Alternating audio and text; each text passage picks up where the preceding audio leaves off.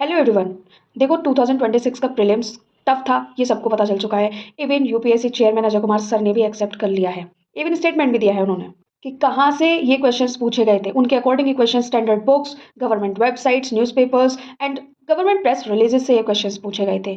लेकिन कौन सी हैं ये वेबसाइट, कौन से हैं ये प्रेस रिलीजेस और कौन से हैं ये स्टैंडर्ड बुक्स, इन्होंने इस पर कोई डिस्कशन नहीं करा, कोई डेफिनेशन नहीं दी। वो तो आज तक यूपीएससी ने नहीं दी, आज तक कभी अपना प्रीलिम्स का सिलेबस नहीं बताया, स्टैंडर्ड बुक्स नहीं बताई, तो अभी क्या बताएंगे। ठीक है, तो उन्होंने ये ओवरऑल आइडिया अपनी तरफ से दे दिया, ब्रॉड ब्रॉड कि भाई समझ लो क्या आया यहीं से है।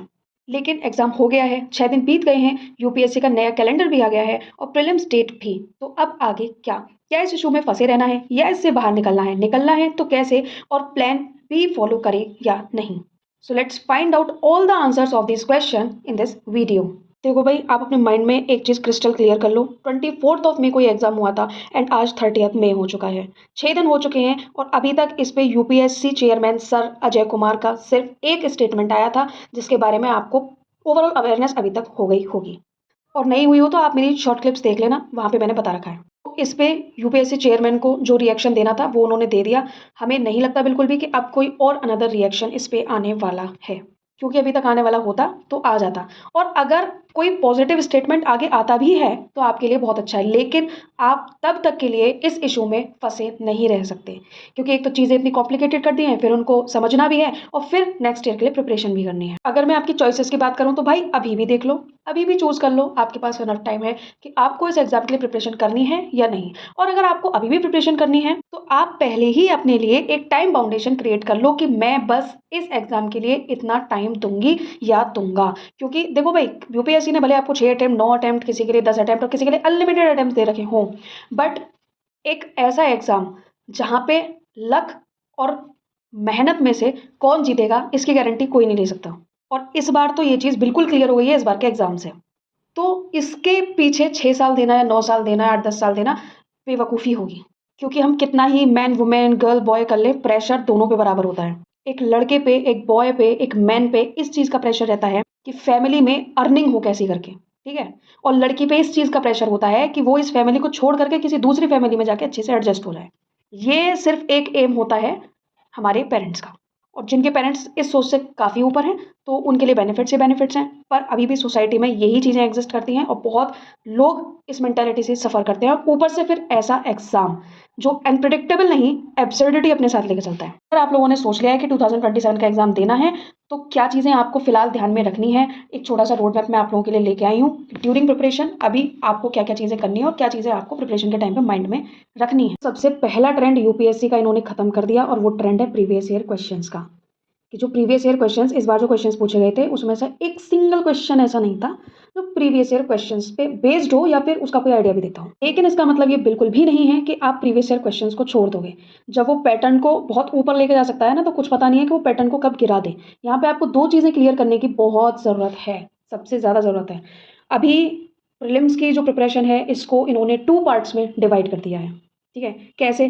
पहले हम क्या पढ़ते थे, हम बेसिकली एक पर्टिकुलर टॉपिक से रिलेटेड उसका कॉन्सेप्ट हम पढ़ते थे और फैक्ट्स हम पढ़ते थे। Concept for mains and facts for prelims, simple. लेकिन अब इसने एक और कैटेगरी यहाँ पे ऐड कर दी है, वो क्या है? कॉम्प्रिहेंशन। सिंपल आंसर है, अगर पैटर्न चेंज हो गया है तो आपको स्ट्रेटेजी भी चेंज करनी पड़ेगी। यानी कि आपको यहाँ पे मेहनत डबल करनी पड़ेगी, घटाना कुछ नहीं है, सिर्फ बढ़ाना है। एक चीज और समझो, यहाँ पे जो एनसीईआरटी का कॉन्सेप्ट है वो खत्म हो गया है। एक सिंगल क्वेश्चन एनसीईआरटी से नहीं था। और ये चीज़ मैंने आपको पहले भी बताई है। फेज़ 1, फेज़ 2, फेज़ 3 पे मैं ऑलरेडी वीडियोस बना चुकी हूँ। और फेज़ 1 की अगर मैं बात करूँ तो वहाँ पे मैंने 1 महीना आपको एनसीईआरटीज़ के लिए बताया था कि वो 1 महीना एनसीईआरटीज़ को देना है। हाँ, वहाँ आपके लिए एक चीज़ ईजी हो गई है कि आप चाहो तो वो आपकी चॉइस है कि भाई आपको सभी पढ़ना है तो आप वहाँ नोट्स बना सकते हो। अदरवाइज आप उसके लिए एनसीईआरटीज़ के जो नोट्स हैं वो आप स्किप कर सकते हो, वो भी वो वाली एनसीईआरटीज़ जो आप फेज़ 1 में पढ़ोगे। फेज़ 2 आपके लिए इक्वली इंपॉर्टेंट है, जैसे वो पहले इंपॉर्टेंट था वैसे ही अभी भी इंपॉर्टेंट है। क्योंकि पॉलिटी, इकोनॉमिक्स, हिस्ट्री जैसे सब्जेक्ट्स को, ज्योग्राफी जैसे सब्जेक्ट्स को कवर करे बिना आप ना तो कोई गवर्नमेंट रिपोर्ट को समझ पाओगे, ना किसी प्रोजेक्ट को समझ पाओगे, भी करंट इशू को समझ पाओगे। ठीक है, तो ये चीज़ें आपकी कोर हैं और ये आपको पता होनी ही चाहिए। भाई क्या हुआ है, अभी फिलहाल जो एग्जाम में हमने कुछ चीज़ें देखी हैं वो ये है कि सब्जेक्ट तो वही है ना, पॉलिटी है, इकोनॉमिक्स है, कोई बाहर का सब्जेक्ट तो नहीं पूछा, सब्जेक्ट्स तो वही हैं। चेंज क्या हुआ है? पैटर्न चेंज हुआ है। क्वेश्चन के पैटर्न से ही बस ये खेल गए और बच्चों के टाइम मैनेजमेंट से लेंदी कॉम्प्रिहेंशन टाइप क्वेश्चंस बना करके। तो अगर मैं आपको बोलूँ सब्जेक्ट्स नहीं पढ़ने हैं तो जो मैंने फेज 2 बताया है वो आपको एज इट इज़ वैसे ही कवर करना है जैसे आपको करवाया गया है, जैसा सजेशन दिया है। उसके अलावा आपको जो चीज़ें करनी है वो बस माइंड में रखनी है। अब जब आप कोई भी बुक पढ़ोगे या कोई भी टॉपिक पढ़ोगे तो सबसे पहली चीज़ आपके माइंड में ये होनी चाहिए कि भाई मुझे इस टॉपिक का पोस्टमार्टम करना है। ये भी चीज़ मैं आपको पहले ही बोल चुकी हूँ, बट हाँ, उस टाइम पे ये था कि प्रीवियस ईयर क्वेश्चन से रिलेट करके आपको चीज़ें पढ़नी हैं। प्रीवियस ईयर क्वेश्चन से आप अभी भी रिलेट करोगे, लेकिन अभी जो मेजर फोकस होगा वो होगा टॉपिक्स पे। और ये नहीं कि 5-10 साल के पेपर देख रहे हैं, नहीं। भाई पूरे पूरे आपको 1995 से अभी तक के किसी भी पर्टिकुलर सब्जेक्ट के, जो भी आप सब्जेक्ट पढ़ रहे हो, हिस्ट्री है, ज्योग्राफी है, what ever the subject is, 1995 से लेकर के अभी तक के जितने भी क्वेश्चंस उसमें पूछे गए हैं उन क्वेश्चंस पे आप ध्यान दो मत दो, लेकिन उसके टॉपिक पे जरूर ध्यान देना, वो टॉपिक आप जरूर पढ़ना। क्योंकि जैनिज्म बुद्धिज्म से तो क्वेश्चन आए ही आए हैं, और वो जैनिज्म बुद्धिज्म आज का टॉपिक नहीं है, वो तब का है जब से यूपीएससी ने एग्जाम चालू किया है अपना। अगर एनवायरमेंट और साइंस एंड टेक जैसे सब्जेक्ट्स की बात करें तो उसके लिए मैंने अपनी प्रीवियस क्लासेस में पहले भी 2 ही रिसोर्सेज बताए थे, यानी कि आपका पहला सबसे पहले करंट अफेयर और दूसरा टीबीटी नोट्स, यानी कि टॉपिक बाय टॉपिक नोट्स, वो भी मेंस के बेसिस पे, क्योंकि प्रीलिम्स में तो सिलेबस डिफाइन है ही नहीं। तो उसके लिए आप किस पे रिलाई करोगे? डायरेक्टली मैगजीन्स पे, करंट अफेयर्स पे। रही बात मेंस की, तो भाई अभी एग्जाम हुआ जा रहा है 3 महीने पीछे। मैं ये नहीं बोल रही कि 3 महीने तक आपको रुकना है उसके लिए, अभी 3 महीना आपको यही समेटने में लग जाएगा जो आप पहले से करते आ रहे हो, ठीक है।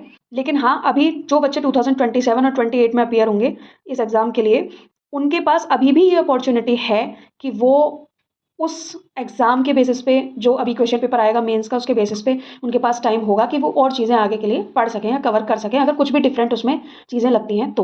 अब मेन चीज़ क्या था? कॉम्प्रिहेंशन। तो कॉम्प्रिहेंशन पे कैसे काम करना है, उसके लिए इन्होंने एक और बहुत महान काम करा है कि एथिक्स को ऐड कर दिया है। अब आप एथिक्स को पढ़ोगे ही तो आपका कॉम्प्रिहेंशन वाला पार्ट ऑलरेडी कवर हो जाएगा, क्योंकि आप एथिक्स भी पढ़ने वाले हो, ठीक है। दूसरा, आप सीसेट के लिए पढ़ ही रहे हो, आपको सिर्फ सब्जेक्ट ओरिएंटेड कॉम्प्रिहेंशन पे काम करना है। फॉर एग्जांपल पॉलिटी से अगर कोई क्वेश्चन आ जाता है, वो भी कॉम्प्रिहेंशन स्टाइल में, तो उसके लिए कैसे प्रैक्टिस करोगे, उसके लिए क्या करना है, कैसे करना है, अभी इस पे फोकस करने की जरूरत नहीं है। अभी फिलहाल आप बस इतना ध्यान में रखो कि जो टॉपिक्स आप पढ़ रहे हो उनका पोस्टमार्टम आपको करना है।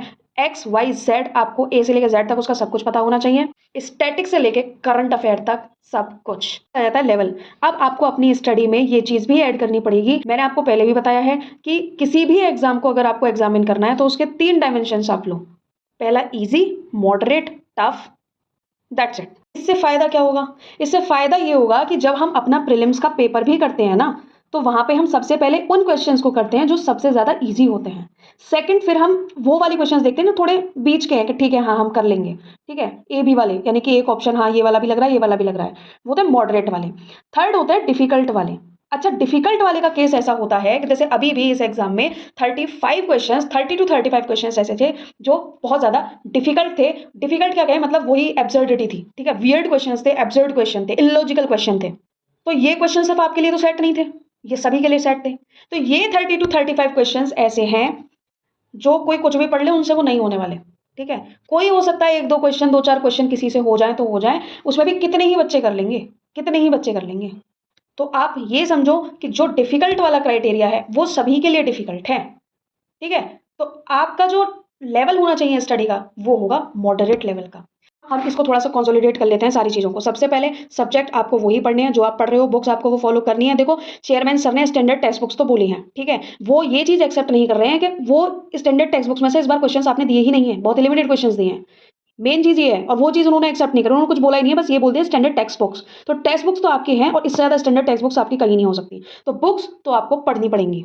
ये हो गई पहली चीज। अब दूसरी चीज ये है कि उन सब्जेक्ट्स के जो टॉपिक्स हैं वो आपको 1995 के से जो भी प्रीवियस ईयर क्वेश्चंस चले आ रहे हैं, उन क्वेश्चंस को देखो मत देखो वो आपकी चॉइस है। अब मैं आपको इस चीज को लेकर के फोर्स नहीं करने वाली, बट हाँ, वो टॉपिक्स जो पूछे गए हैं 1995 से, चाहे वो हिस्ट्री के हो, ज्योग्राफी हो, उसके लिए आप अपनी एक प्रॉपर लिस्ट तैयार करिएगा for each and every subject. Then उस टॉपिक को ना केवल कॉन्सेप्ट और फैक्ट के बेसिस पे, इस बार कॉम्प्रिहेंशन के बेसिस पे भी आपको कवर करना है।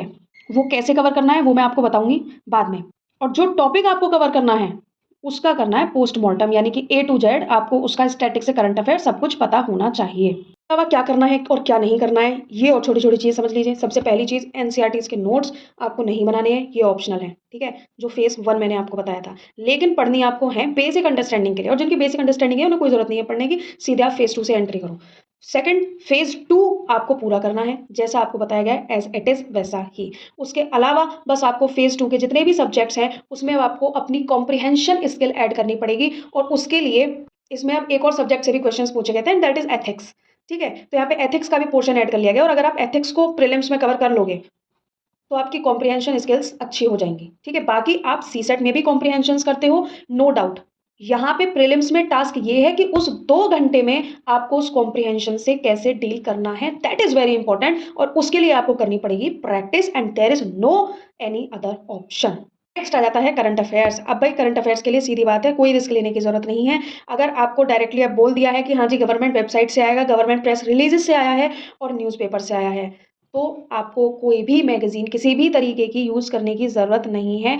फिर चाहे कोई भी कोचिंग इंस्टीट्यूट उसमें आपको मतलब कि ठीक है हमने ये पीआईबी की वो बनाई है मैगज़ीन तो कोई फ़ॉलो करने की ज़रूरत नहीं है। मैं सच बता रही हूँ कोई फ़ॉलो करने की ज़रूरत नहीं है। जब आपको डायरेक्ट बोल रखा है कि हाँ जी वेबसाइट से क्वेश्चन पूछे गए हैं, सो वेबसाइट मीन्स वेबसाइट। आप वहीं से फ़ॉलो करोगे और पीआईबी तो फुल ऑन न्यूज़ में भी चली रही है, तो उससे तो आप अवेयर हो गए ही। अब मैं एक चीज़ और क्लियर कर देती हूँ, तो भाई अभी मेरे चल रहे हैं एक्चुअली बीएड के एग्ज़ाम, तो मुझे प्रॉपर टाइम नहीं मिल पा रहा है अभी।